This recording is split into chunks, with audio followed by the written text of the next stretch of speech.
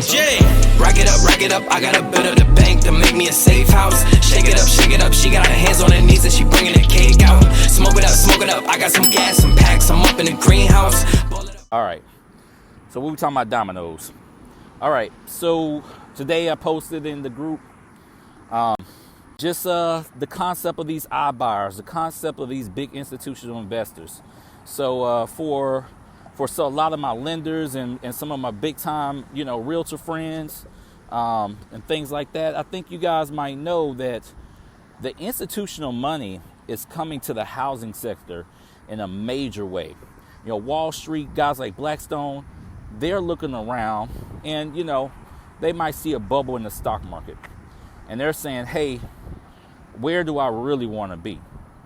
One of the safest investments, as I've talked about for weeks now, is going to be real estate. It's going to be residential real estate particularly, right? It's going to be housing. People always need a place to stay.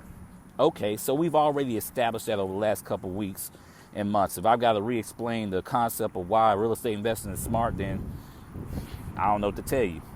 Okay, so we're not going to talk about that, but we're just going to accept that as fact. All right.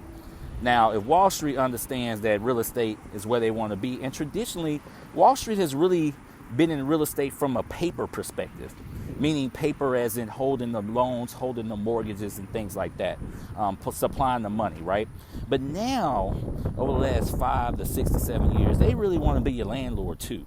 You've got, and it's not all Wall Street, but you got the tech companies guys, you got the iBuyers, you got the iOffers guys, you got the Zillows, you got the Redfins. They all want to be your landlord now.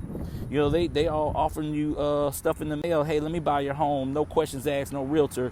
But when you get in the game, they got higher fees than a traditional realtor and a traditional mortgage company. But they making it easy, but then they get you on the back end. So be careful of those guys.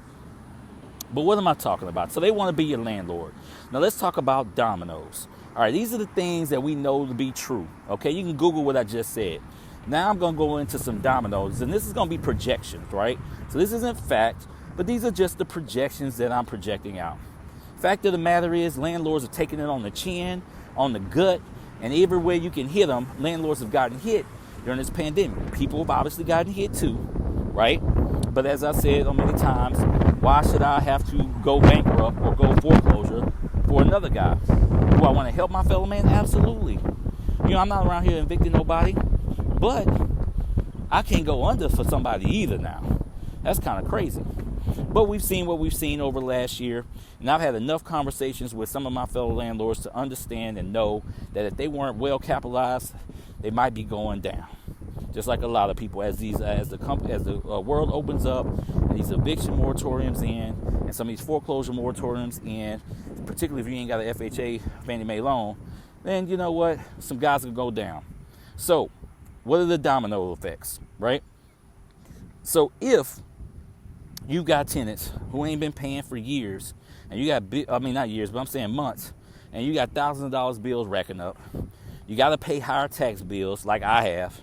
Meanwhile, this is my small rant. City tells me I can't evict nobody. They don't pay, and I got to pay double taxes. How that work?